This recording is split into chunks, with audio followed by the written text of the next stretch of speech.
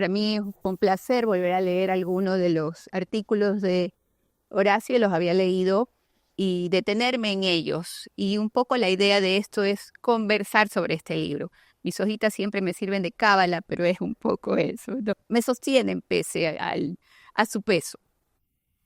Cuando yo leí el título de tu libro, lo primero que se me vino a la mente fue Descartes, ¿no? Filósofo, matemático francés, y justamente cita en su libro del Discurso del Método, escrito en 1637, pienso, luego existo, como punto de partida de su filosofía, afirmando que no se puede pensar sin existir.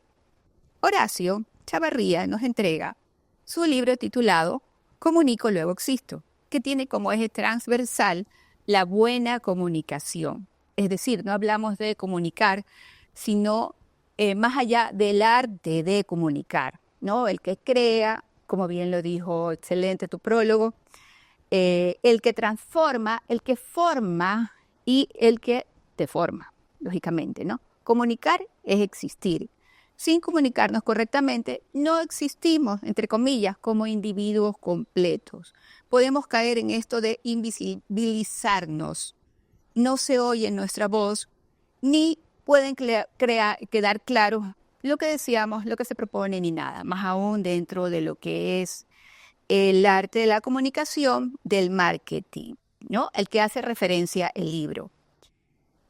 Aquí recoge algunos de sus artículos, no están todos, publicados semanalmente en el Diario Expreso, de los cuales vamos a conversar con el autor, porque yo lo que encontré es estas reflexiones del mirar, actuar, del decir, que nos llevan a pensar, e incluso me encantaría ya con los chicos cuando los tenga en clase revisar ciertas cosas, ¿no? Y cuestionar sobre lo que sucede en el mundo de la publicidad, aciertos, errores, estrategias, nos da pasos a seguir, además, consejos, mucha investigación. Hay cosas que me enteré en la parte de los números, de las estadísticas, ¿no? Regresé algunas, vi otras porque me quedó la duda, pero realmente eso es un libro, es interactuar del lector con el autor, ¿no? Que ya el libro deja de ser un poco tuyo y pasa a ser de todos, deja de ser tuyo.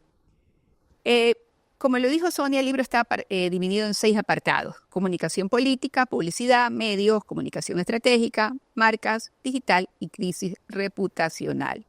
Voy a tomar como solo ciertas cositas de algunos de los artículos. Por ejemplo, y lo que me fue quedando de esta segunda lectura como primera cosa, ¿no?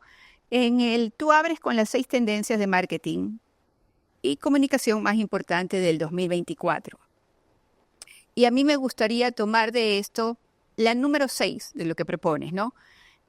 Se habla claramente de modas y tendencias y dentro de la comunicación del marketing, las diferencias que hay, que suenan muy parecidas, pero sin embargo, la gran diferencia que hay. Y he pensado siempre en los comportamientos del consumidor para diseñar una estrategia que sea realmente visible a lo que quieren, ¿no? La nostalgia. Si pensamos en que comunicar siempre es crear, además de persuadir, ¿no? La nostalgia, y realmente en este ser humano que somos, llenos de emociones, ¿crees que sigue siendo importante ahora en el mundo que va tan rápido? Y una de las preguntas que hacías, ¿qué es lo que quieren, no? Pensando en modas y tendencias, dejar huellas o qué, marcar, ¿no? ¿Cómo logramos con eso? Entonces la nostalgia me llamó la atención, lo entiendo, pero me gustaría escucharte. Gracias, Mario. Y permíteme tomar unos segundos para agradecer tanto a Víctor como a Sonia por tan generosas palabras. A ratos, particularmente en las palabras de Víctor, se me hacía difícil sentirme reflejado. Así que espero estar a la altura, mi querido Víctor. No puedo dejar de agradecer tampoco que hoy existe este libro a 3 personas, ¿no? Uno, porque no puedo dejar de evocar a mi hermano, Roberto, quien me invitó al mundo de la publicidad. Y eso me introduje en una caja de Pandora sin saber todo lo que había ahí, ¿no? Ángeles, demonios, hadas, duendes, magos y personas maravillosas también, ¿no? Una experiencia y una gratitud enorme con él. Con Sonia, que es mi editora, severa editora ad honorem, ¿no? El primer filtro de mis artículos es Sonia, ¿no? Y durísimo, ¿no? No lo dudo. Y el enorme agradecimiento a mi amigo y compadre Galo Martínez, ¿no? Que me puso el reto de escribir un artículo por semana sobre los temas de mi dominio, en un formato y en un tamaño específico. Yo digo, bueno, ese ha sido mi karma profesional, trabajar con fechas, ¿no? Y cumpliendo con objetivos. Entonces, mi vida como escritor, entre comillas, es más de escribidor, pongámoslo así de claro, particularmente en lo que estamos viendo hoy, porque la comunicación publicitaria, si bien es cierto, hace uso de las artes, no es un arte. La publicidad no es para artistas, ¿no? El artista que quiere hacer publicidad se estrella contra una pared. Tú utilizabas una palabra clarísima que es influencia. El objetivo del redactor publicitario es influenciar un comportamiento. Y en eso hay que ser absolutamente claro y no tener ninguna vergüenza de decirlo. O sea, vamos a influenciar personas a que cambien una opinión, a que modifiquen un hábito, a que modifiquen una preferencia, a que prueben un producto o una marca. Ahora, dentro de eso, dentro de las tendencias que veíamos, ahora siguiendo directamente a tu pregunta, en el mundo de la publicidad, particularmente en los últimos años, luego de la pandemia hay este recurso de la nostalgia que lo vas a ver presente en muchísimas campañas alrededor del mundo. Todos seguimos evocando aquel tiempo que fue mejor, ¿no? Todos lo seguimos comparando con el prepandemia. Entonces, las marcas que logran hacer campañas donde ayuden a ubicar su marca en la mente del consumidor con esos momentos del recuerdo grato, pues van a tener una gran posibilidad de éxito. Y vas a ver así, inclusive hasta hoy, que estamos ya a cuántos años de la pandemia, cada vez es más fuerte, ¿no? El uso de la nostalgia. Tienes todo un avance tecnológico en redes sociales, en medios electrónicos, pero yo te digo, desde los chicos de 20 años o menos hoy, que se pasaron ¿cuántos? 6 meses, 8 meses encerrados en sus casas, recuerdan también lo que hubo antes. Entonces, sigue siendo un recurso válido a ser utilizado, pero no es nada más que un recurso como tantos, como puede ser el humor, como puede ser el temor, es decir, todos los recursos que va a utilizar un redactor creativo para poder enganchar y sintonizarse con la persona que es su objetivo al momento de que necesitamos que tome una decisión con respecto a una marca, servicio, producto. Claro, suena poderoso como esta persuasión. Así es. De la que sí se vale la publicidad. Así es objetivo. Es para eso, ¿no? No es para otra cosa. O sea, no es poesía, ¿no? No, ahí el arte está en qué palabras utilizo, cómo las utilizo. Vamos a hacer todo el uso del recurso literario, pero con un objetivo muy claro. Sí, un poco a lo largo del libro también veo en esto de que como que se perdió algo de lo que tal vez había antes, y otro de los artículos que cito es el de Mary Wells, ¿no? Estamos hablando de los años 60, 70. Claro. Y esta mujer disruptiva, donde ya sabía que dentro de una empresa de publicidad no podía avanzar un poco más, y crea su propia empresa.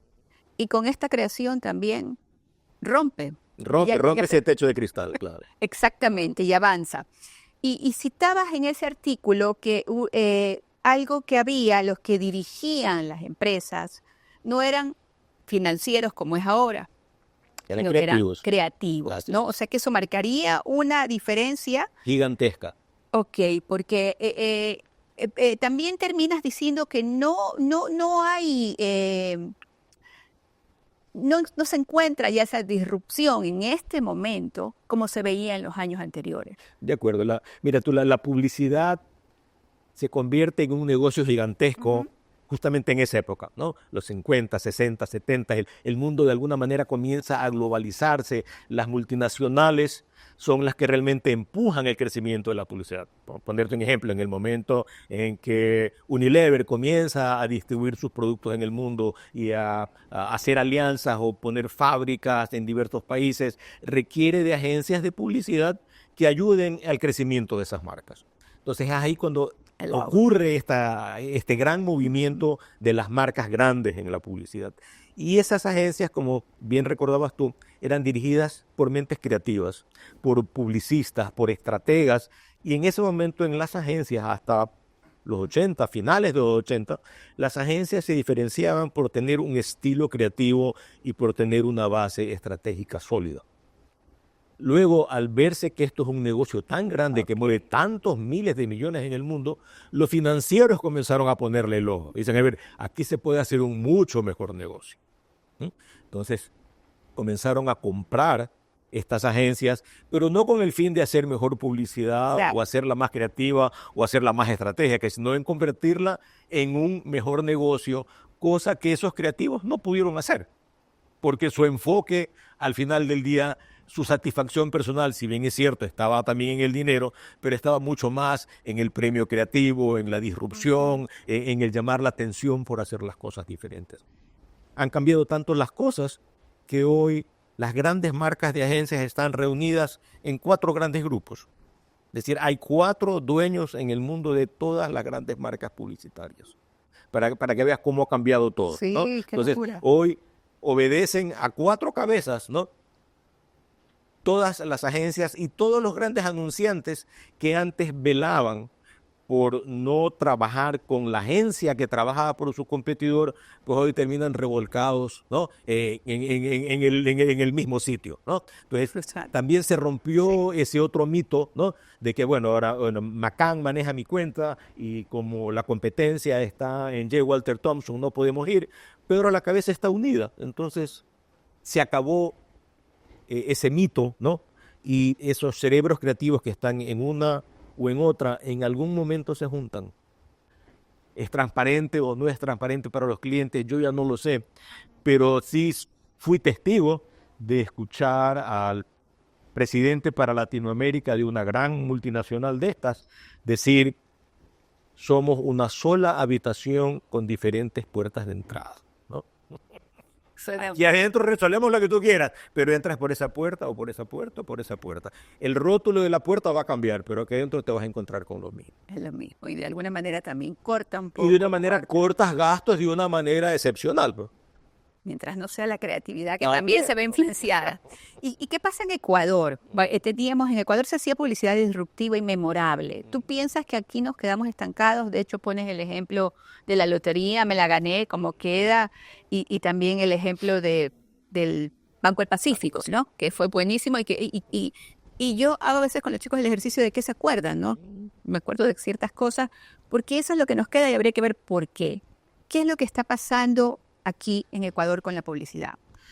A veces pienso que fui un tanto injusto en ese artículo porque los tiempos cambiaron, la verdad. Si antes yo hubiera querido que alguien vea un comercial mío en la década de los 90, yo sabía que si yo compraba un spot publicitario a las 8 de la noche en todos los canales, no sé, un porcentaje muy grande de la población me iba a ver. Y si compraba una página el día domingo en los diarios del país, también iba a cubrir lo mismo. Entonces, era mucho más fácil que ese mismo mensaje lo vean muchas personas al mismo tiempo. Y si el mensaje era bueno, lograba un impacto. Hoy, al haber esta atomización de medios, no solamente que se diluyen las audiencias, sino que los mensajes comienzan a ser específicos por audiencia.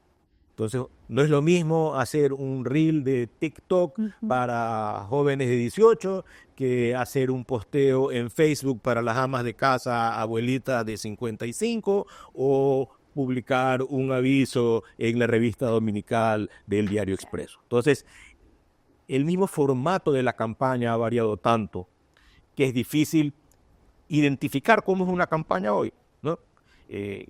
Y por eso decía yo que capaz fui injusto al escribir ese artículo, porque capaz lo hice desde mi óptica y no desde la óptica de los jóvenes creativos de hoy, que enfrentan unos desafíos enormes. Dice, ¿cómo impacto simultáneamente a todas estas personas a través de tantos medios diferentes? Entonces, sí, hacíamos publicidad muy memorable, que hasta hace poco vi una investigación que le preguntaban a la gente sobre todas las campañas que he hecho lotería, cuál es la que más recordaba. Y me la gané, sigue siendo. Y si nos fijamos un poco, en la publicidad actual de lotería de los últimos años, de alguna manera intentan regresar, ¿no? A ver, ¿cómo regresamos a ese momento de me la gané que no lo han podido superar, ¿no? Entonces, habla bien de quien creó esa campaña, ¿no? Incluso nosotros cuando compramos un machito, algo, ay, ojalá que pueda decir, me la gané. Así es, ¿no? Entonces, y es un momento muy agradable de mi historia personal, porque lo hicimos en la agencia, con mi hermano Roberto, que lideró el equipo, con otros creativos, con otros productores. Esa campaña, y no voy a decir gracias a nosotros, pero gracias a esa campaña, La Mueca dejó de ser un teatro de barrio, ¿no? Así es. Para convertirse en las estrellas que terminaron convirtiéndose. Eso creo que es una de las cosas, de los productos adicionales de esa campaña memorable, ¿no? Regresamos al Banco del Pacífico, el Banco, ¿no?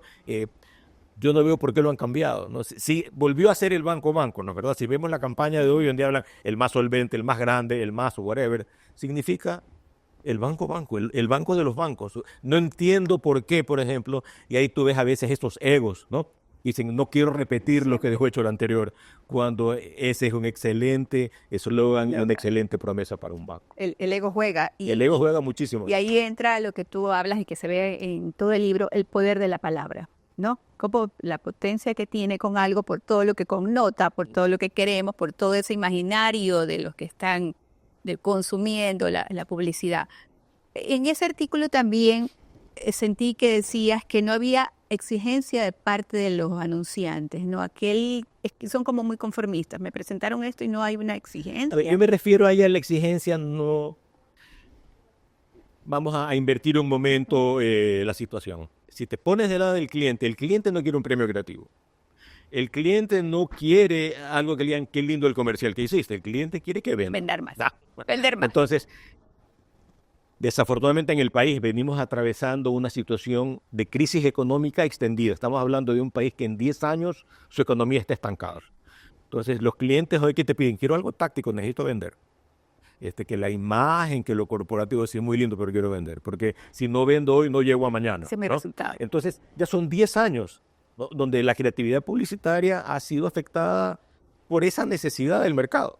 Entonces, tú vas a ver muy pocos chispazos creativos, ¿no? En ciertas marcas, en ciertas cosas, pero al fin del día todo es táctico, ¿no? Todo regresa al precio, a la promoción, a la venta dura, como la llamamos nosotros, y no a la venta sutil, indirecta, que genera la creación de una marca en un espacio de tiempo. Sí, y bueno, si pensamos en lo práctico, ¿qué es ¿para qué se hace algo? Para vender, ¿no? Son ingresos y quiero verlo, se pueda cuantificar.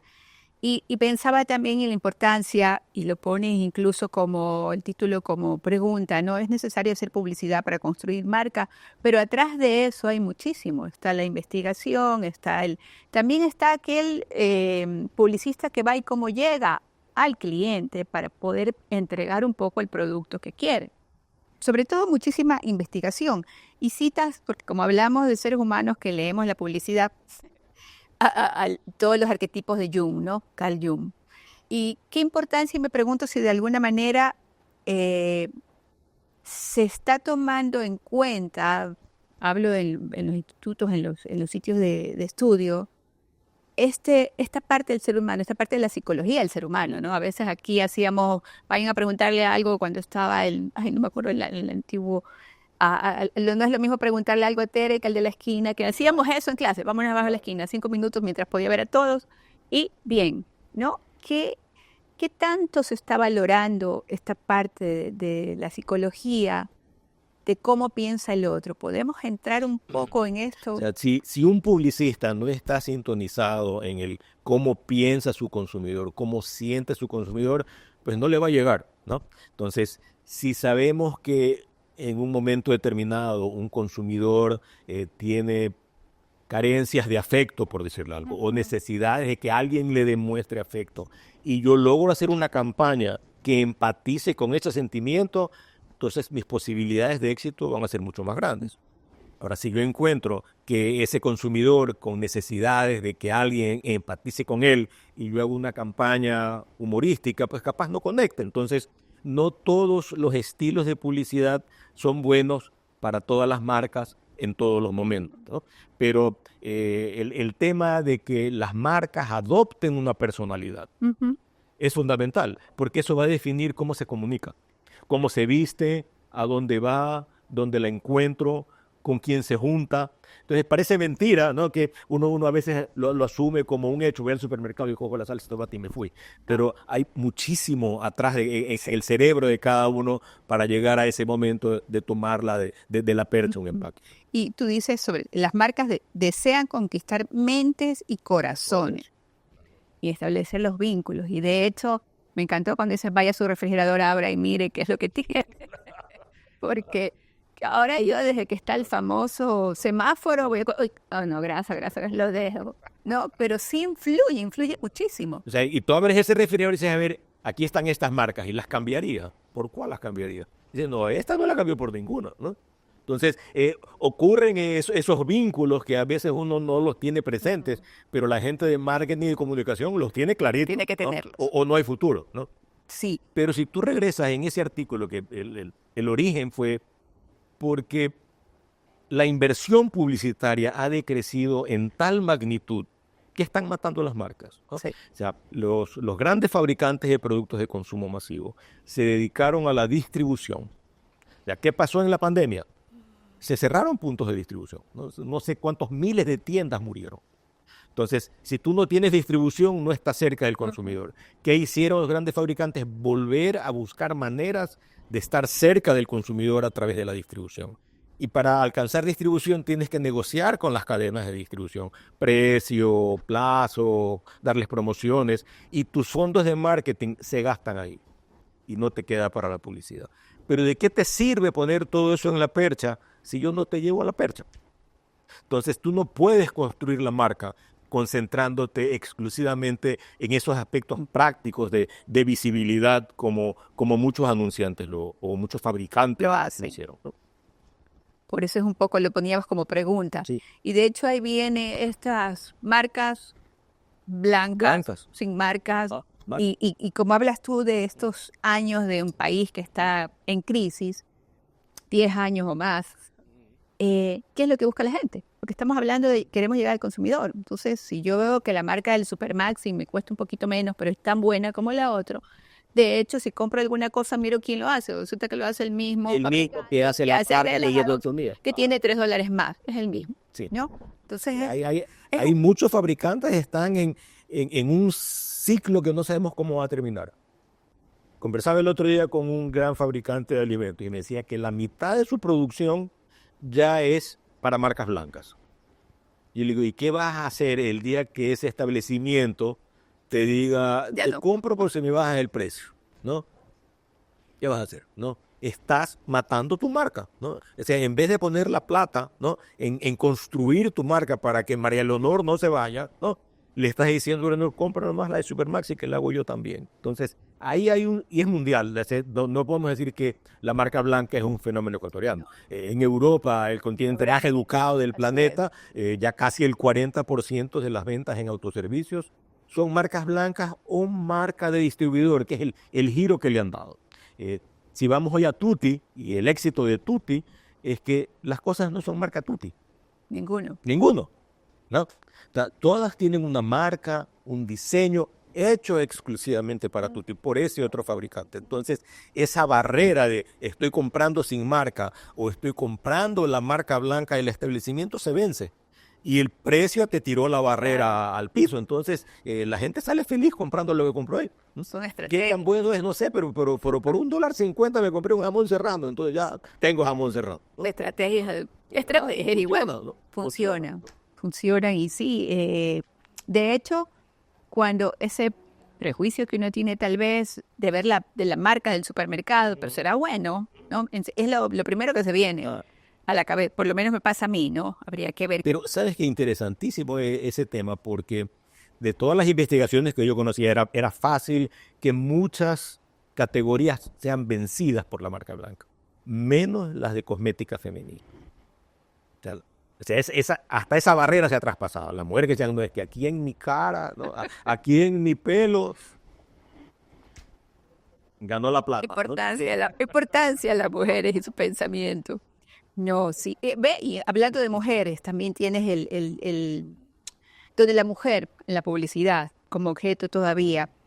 ¿Tú crees que todavía se aprovechan de esa imagen femenina para atraer? Debo decir con pena que sí. Pero es menos. Es menos, o sea, no es tan, o sea, ya no existe el calendario de vulcanizadora, ¿no? Entonces, Feísimo, es verdad. algunos lo extrañan, pero capaz de formas un poco más sutiles, ¿no? Pero la mujer sigue siendo utilizada en la publicidad como objeto de atención, ¿no? Ya. Pero molesta. Hay una Molesta. publicidad en la radio que oigo y la odio. No. No sé por qué la dejan pasar. No voy a decir cuál es.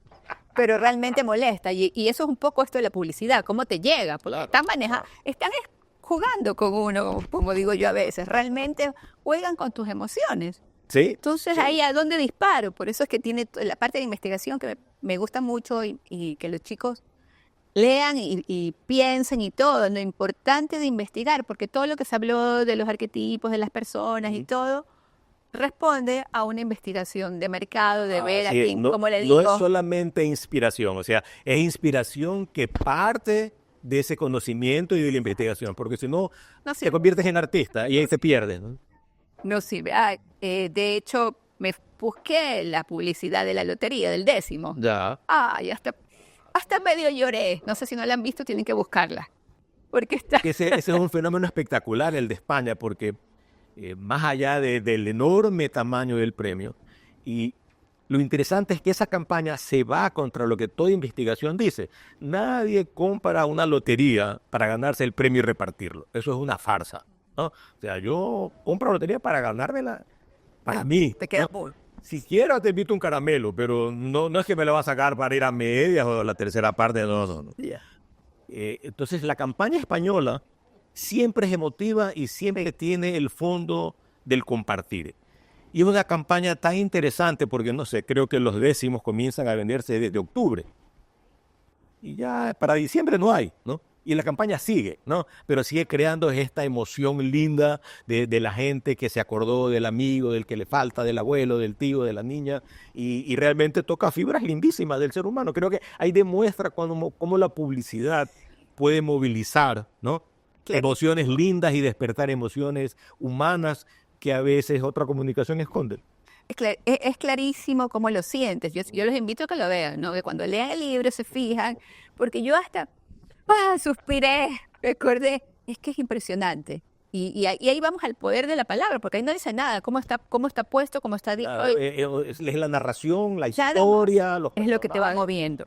No es el grito de gánate el millón, ¿no? No. Y justamente lo ponías porque hablabas de la promesa de marca y el propósito de la marca para diferenciar. Así es. Que, o sea, es válido. Yo aprendí un pocotón de cosas con tu libro, me encanta. Por eso dije, agradezco que lo volví a leer y algunos volvía y me quedaba con lo que rayaba y todo lo demás, ¿no? Ok. Aquí tenía esto. Ya, pero tiene que ver un poco con lo que comentaste antes, porque ponía, cuando hablabas del artículo del Super Bowl, y pensaba en las agencias o en los clientes que no se atreven más allá. ¿Qué pensabas tú desde tu mirada? Pero es un poco lo que hablamos antes, ¿no? Esto con lo que va con lo que es publicidad, pero tienen que leerlo. Esto es un pedacito chiquitito de todo lo que está en el libro. Vamos a medios. Los medios. Gracias a los medios nos llega todo lo que tenemos. Pero me quedé pensando, claro, esa línea muy frágil de lo que es realidad y lo que es ficción, lo que no es verdad, con las falsas noticias, ¿no? Y la inteligencia artificial. Al comienzo, en uno de los primeros artículos, me quedé ahí, después, creo que en mis notas puse, qué alivio después de leer esto, de todas maneras, porque la máquina nunca nos va a ganar. Pero es demasiado importante ahora, se ha vuelto la inteligencia artificial, la usa todo el mundo para todo. Yo no estoy tan de acuerdo, tengo una pelea por ahí, tal vez pensando en mis alumnos. Es una herramienta que tenemos que aprender a utilizar bien, ¿no?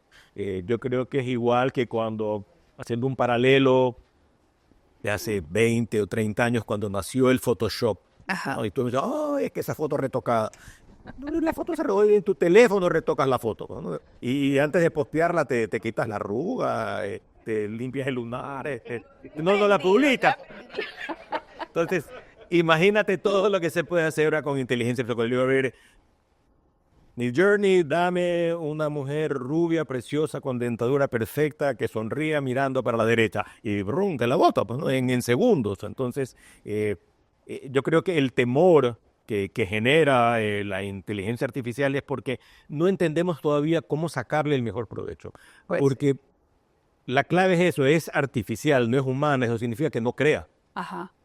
Si yo no le doy la orden directrices, necesaria, ¿no? sí. Yo no sé si tú habrás hecho la prueba, pero el otro día escribí una pequeña intervención que tenía que hacer y me quedó muy larga. Entonces, lo puse en ChatGPT y le dije, recórtamela a tantas palabras, ¿no? Y yo, pero hazlo más emotivo, ¿no? ¿Ya? Pero con un toque humorístico, ¿no? Entonces, claro, estaban todas mis ideas, ¿no? Y de pronto tú dices, a ver, ¿y esto hasta dónde es mío? Exacto. Es que ¿No? ese es... Entonces, hay que tener también el valor de decir, a ver, esto lo hice así, están mis ideas, pero hay una parte de co-creación, ¿no? Que ya no se puede distinguir. Seguramente hay también ya hoy programas que si tú pasas el texto por ahí te dice, a ver, esto está hecho con inteligencia artificial, como ¿Cómo ocurrió? como ocurre hoy con cualquier tesis, cómo lo encontraron a Glass con, ¿no? Con el Rincón del Vago. ¿No? O sea, Con una frasecita ya tú pones. haces ping, haces clic y ya. ¿No? Entonces, la inteligencia artificial sí llegó para quedarse, para hacer las cosas más rápido. Espero que para hacerlas mejores y que los jóvenes sepan qué pedirle, porque es muy fácil el quedarse con lo primero que te va a dar, ¿no? Y la máquina descubre tus huevos, ¿no? Yo me acuerdo la primera vez que yo me enfrenté a un computador en los Estados Unidos, tenía 17 años, ¿no?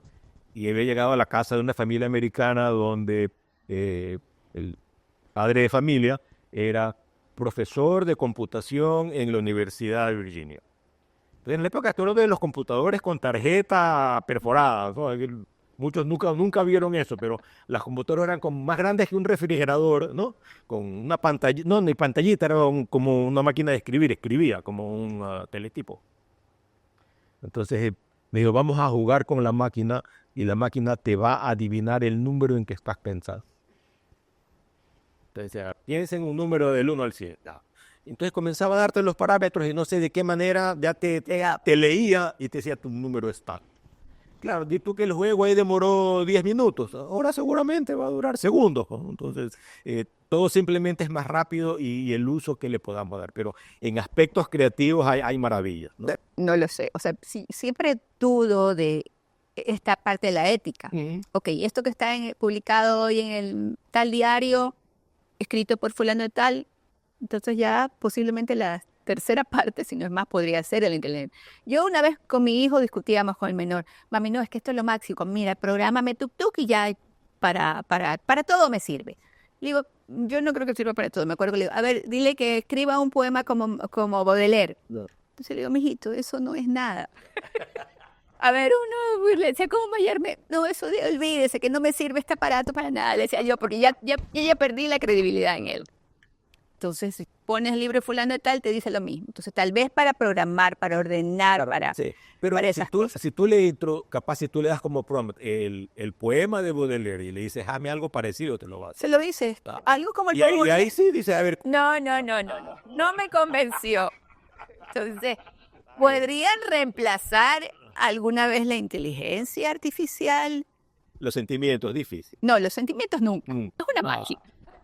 Pero las personas, de alguna manera, en lugar de tener ya yo mis 10 publicistas, voy a tener solo 4 y ellos manejan todo. ¿No? ¿Eso no es un peligro? Es un peligro, pero es una oportunidad para esos 4 brillantes. ¿Ah? Entonces, la lucha va a ser cómo estar entre esos 4 brillantes. Okay. ¿No? Claro.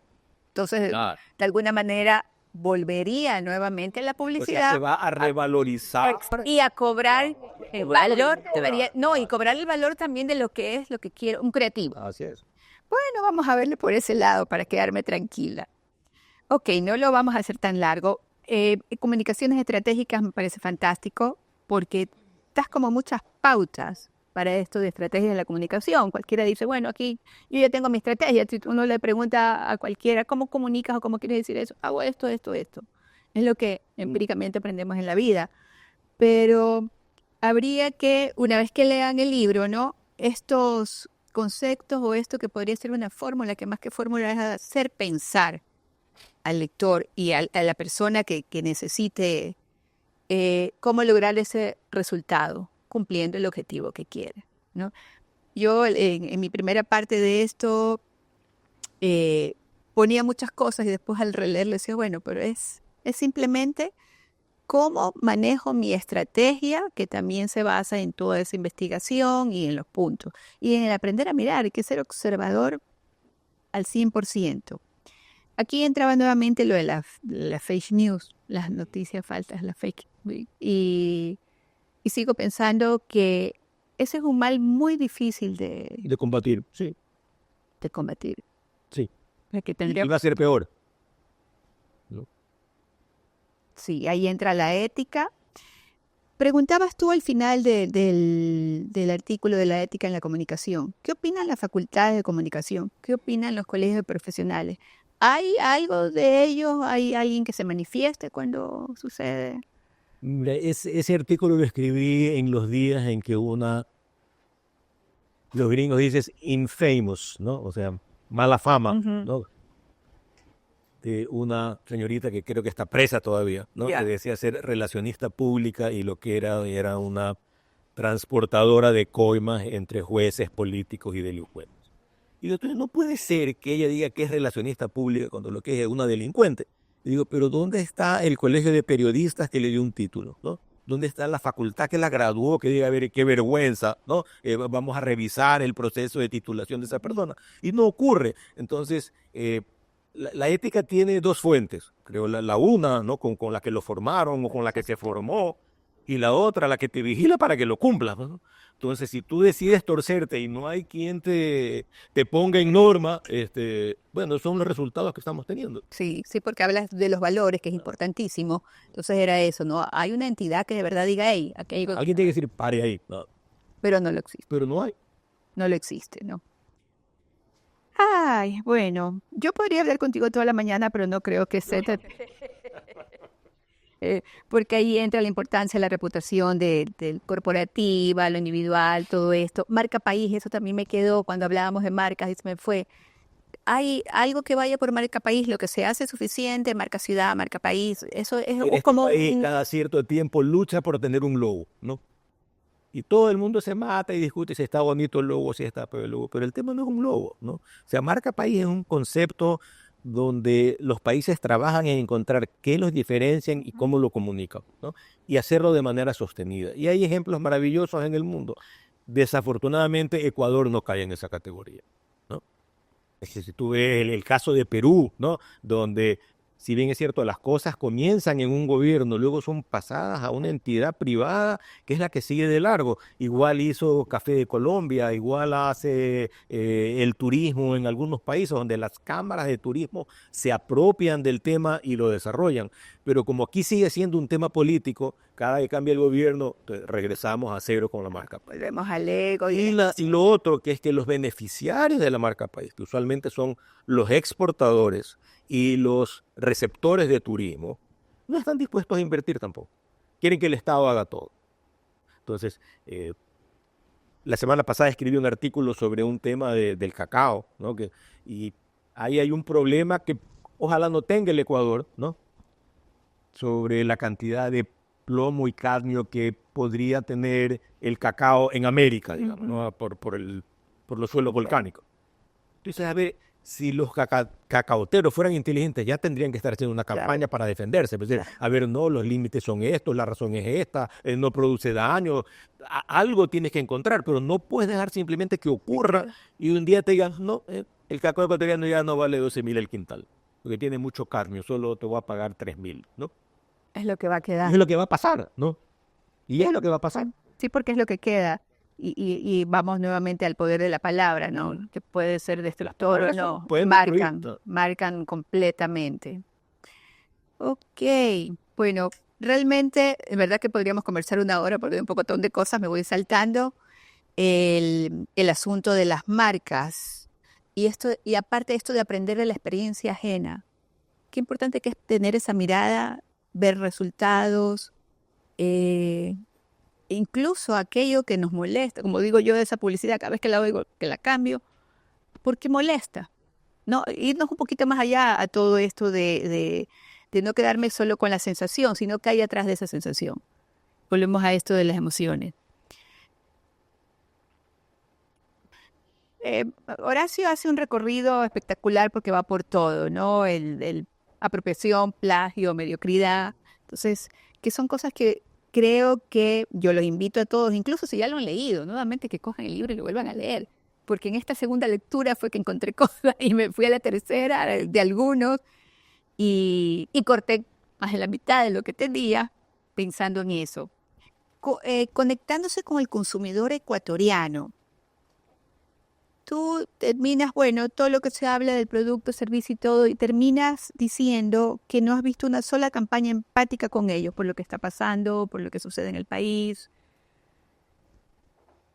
y que hay una oportunidad disponible para los que piensan más allá de lo inmediato. O sea, volvemos a este publicista más cómodo o el que no ve más allá de lo común, un poquito lo que decías tú, ser exitoso o dejar una huella, o sea, marcar una diferencia. Ahí el tema no es solo el publicista. Acuérdate que el publicista trabaja para un cliente. Uh-huh. Entonces, capaz la habilidad del publicista estuviese en decirle a su cliente, hay una oportunidad que nadie está aprovechando. Y es ser empático con el ecuatoriano que hoy está sufriendo de esto y lo otro, ¿no? O sea, esa ola de violencia, por ejemplo, que venimos atravesando los últimos años. Yo no he visto ninguna marca que busque una manera de empatizar con el ecuatoriano que sufre por la violencia, que somos todos. Salimos menos, nos vemos menos, andamos con miedo por la calle, estamos en un estado de angustia cada que revisamos las noticias. Entonces digo, a ver, ¿cómo convertir eso en una oportunidad? ¿No? Más allá de si eres uno que vende alarmas o cámaras de seguridad, ¿no? ¿Cómo encontrar la oportunidad para empatizar con esa afectación que estás teniendo? A eso me refiero con el que no hay el uso adecuado de la oportunidad. Claro.